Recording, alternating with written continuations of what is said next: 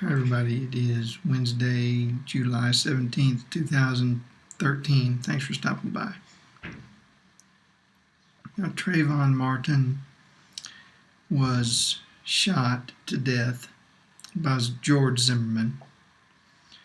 He was a 17-year-old boy. He was unarmed.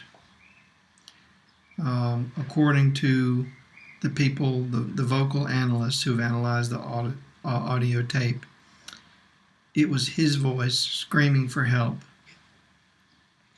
According to the ballistics experts, he was not sitting on top of George Zimmerman when the shot was fired. He was actually standing at intermediate distance, backing away, trying to escape George Zimmerman when he was shot.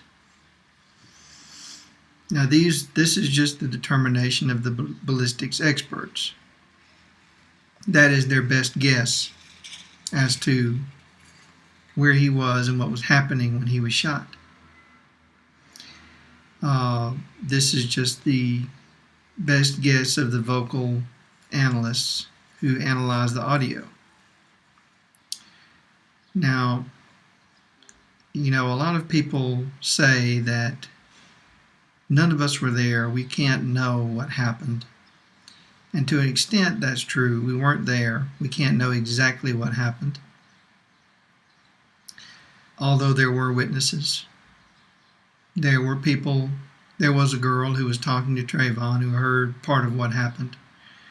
There was a witness who described seeing Zimmerman on top of Trayvon. And we have the testimony of the ballistics experts and the vocal experts, which corroborates what we all think happened. Now,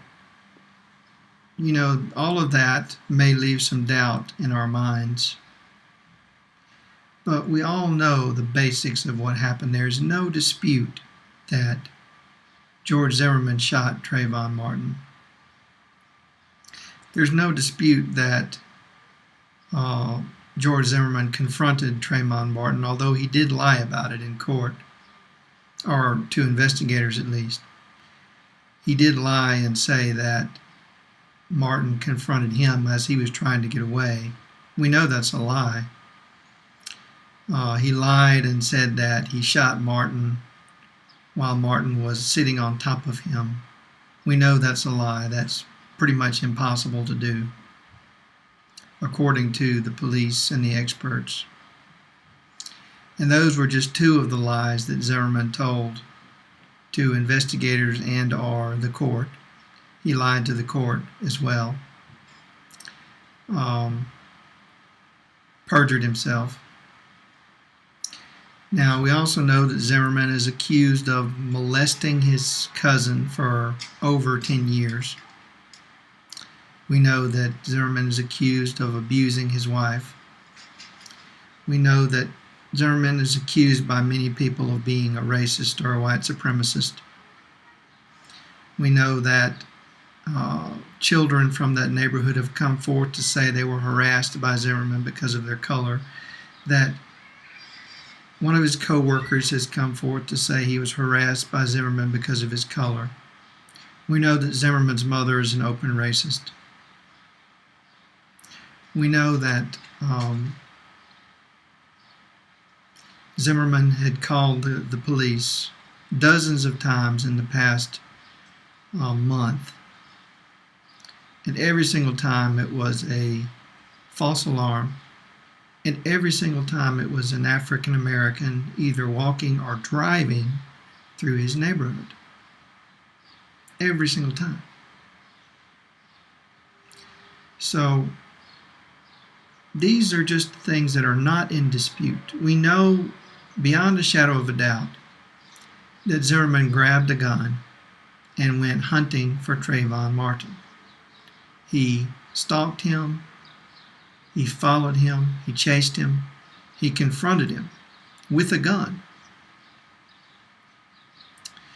And We don't know what Trayvon Martin was thinking. We don't know exactly what he did. It seems pretty likely that he kicked George Zimmerman's ass pretty soundly. But it also seems pretty certain that as he was attempting to get away from George Zimmerman, he was shot in the heart. Not in the leg or the arm or the stomach, the heart. And he was screaming for his life. These are just the things we know based on the basic facts of the case and the testimony of police experts. Now, when all of this happened, Trayvon Martin was tested for drugs. His body was tested for drugs.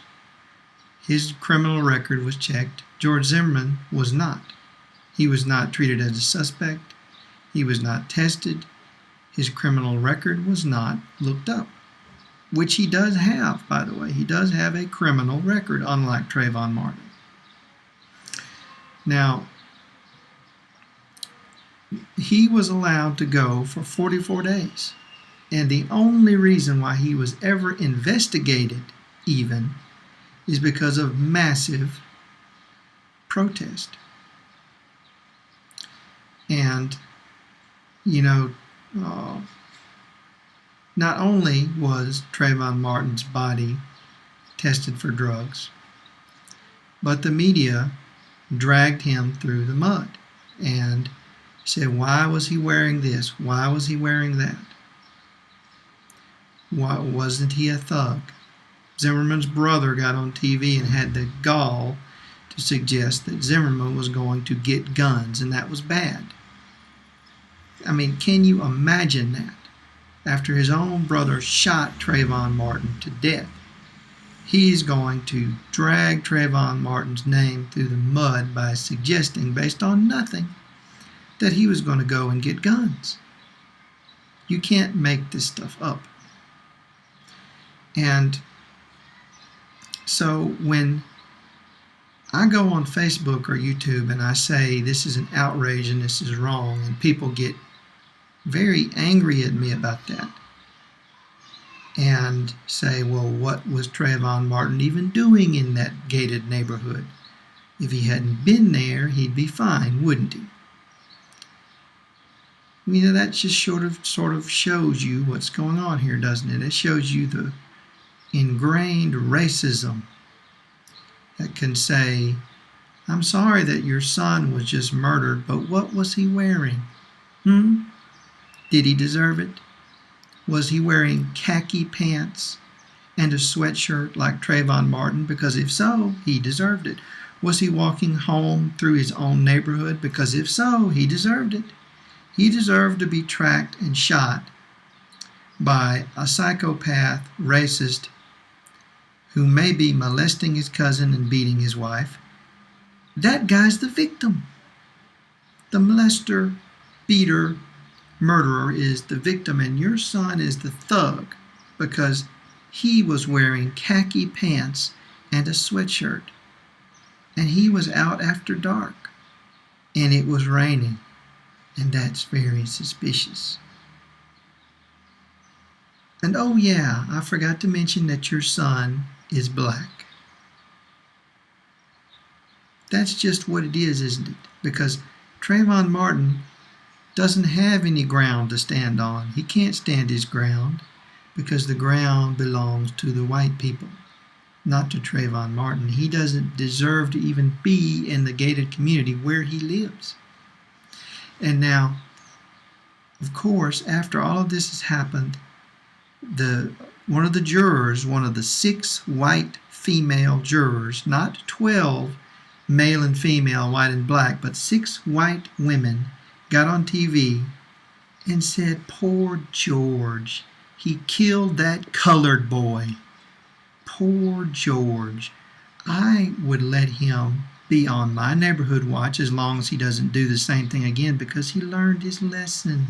It's not a big deal. He just murdered a colored kid. Now he's going to be responsible. Poor George. He's innocent, but he just screwed up. He just went too far. He just murdered a colored kid. Can't we all let him get on with his life? He obviously learned his lesson, even though George Zimmerman has no regrets. And you want to tell me that I'm the bad guy because I'm angry? No. No. Wake the fuck